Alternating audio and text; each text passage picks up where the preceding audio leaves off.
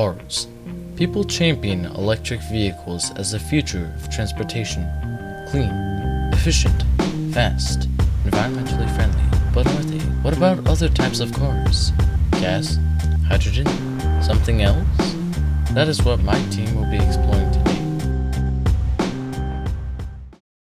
First, we need to talk about some terms in hydrogen fuel cells. There are two main types of electricity: alternating current, AC, and direct current, DC. When alternating current runs through a wire, the current rapidly switches direction 120 times per second, or 60 hertz. Hertz means times per second, so imagine a bouncy ball that bounces 2 times per second. That would be at 2 hertz. While DC current, electrons only go one direction.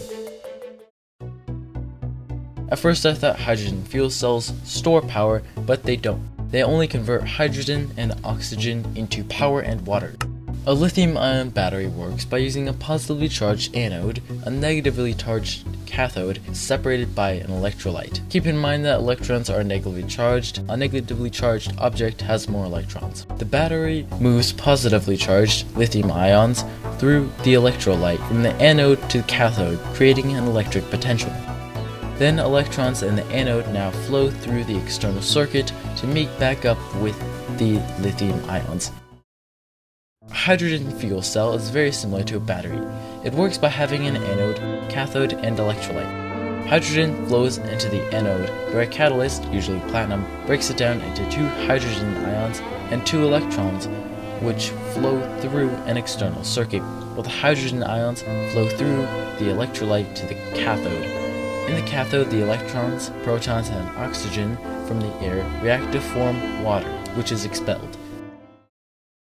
How hydrogen fuel cell vehicles work is that hydrogen, often high pressure at 5000 psi, is stored in a tank. When the car is started, electricity from the auxiliary battery is sent to the fuel cells to jumpstart them. However, as this power is DC, it needs to be converted into AC for the AC motor via the converter. This power needs to be controlled, so an electric controller is used between the motor and the converter. The battery pack is used as a buffer when the power that is needed is different from the power that is generated. It is also used to capture regenerative braking power. Power is then sent to the electric traction motors to actually move the car. Then it may go through some further things, such as a transmission.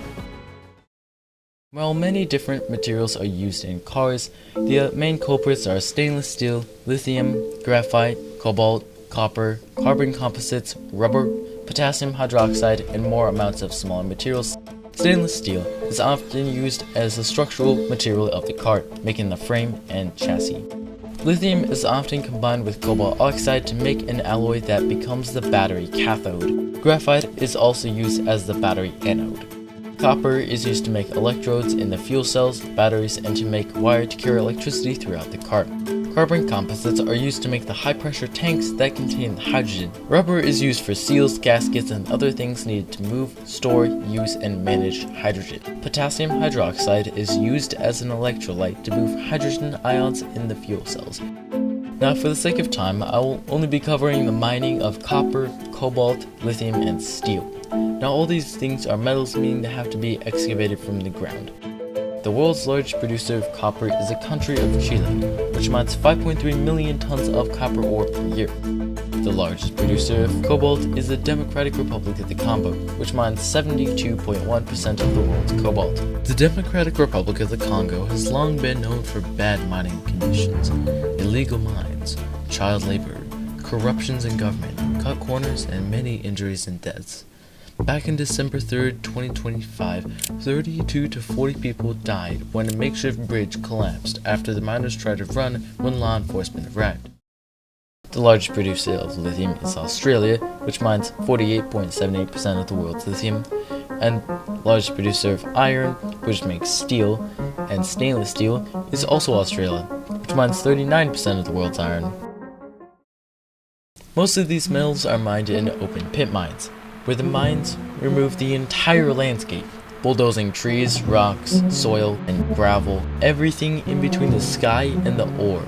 Believe it or not, it can actually be cheaper to do this than shaft mining, which is what you are most likely thinking of when I say mining, where the miners dig beneath the ground to reach minerals and ores. As you can guess, open pit mining is very bad for the environment because, well, it removes the environment and pollutes the surrounding area due to harsh chemicals used such as sodium chlorate, potassium chloride, sodium cyanide, pine turpentine, zinc sulfate, and more, which are very bad for the environment if they leak out, particularly for aquatic life. And if not, all these chemicals can contaminate groundwater if they leak out. Some of these cars are almost inevitably going to cost more than others, such as hydrogen and electric cars, which are a lot of the same components, except hydrogen fuel cell cars use a lot more parts, so they're going to be more expensive. Short term will be the cost of the car itself, and long term will be driving it for 75,000 miles. So I will be comparing the Tesla Model 3, Subaru Outback, Toyota Mirai, and the Toyota Prius. For the Tesla Model 3, over 5 to 6 years, it's estimated to cost around $3,105 for new tires, air filters, and brake fluid. For the Subaru Outback, the estimated total cost is $3,203 with new tires, oil changes, filter replacements, and much more. For the Toyota Mirai, it's about $1,557 total. Maintenance requirements are up on screen. For the Toyota Prius, maintenance over that time period would be $1,953. The maintenance requires are up on screen. This goes to show just because it looks cheap doesn't mean it is cheap. The Tesla Model 3 has a 60 kWh battery. The speed at which this charges depends on whether you have a level 1, 2, or 3 charger. Charging data on screen. On a full charge, a Tesla Model 3 can travel 267 miles on a full charge.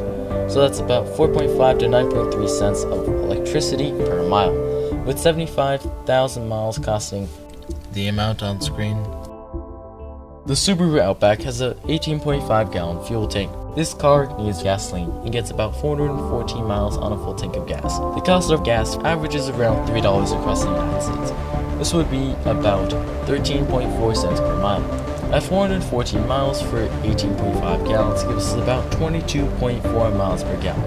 75,000 miles would need about 3,333.4 gallons of gas, costing $10,000 in total.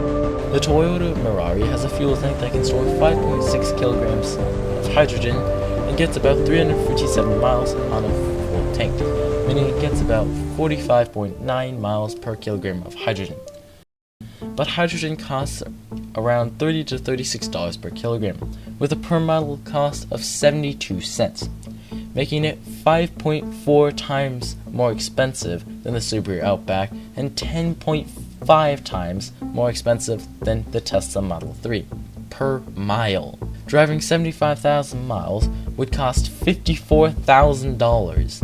Not to mention the fact that hydrogen refueling stations are quite rare. Where you can go to get fuel is limited.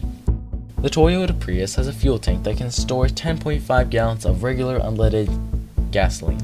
The cost of gasoline varies, but averages around $3. The car has a range of 550 miles, with the per gallon range of 52.4 miles, and the per mile cost would be about 5.8 cents per mile. The cost of fuel to drive 75,000 miles would be $4,350. Total costs are up on screen. Before we go, please subscribe to me on YouTube.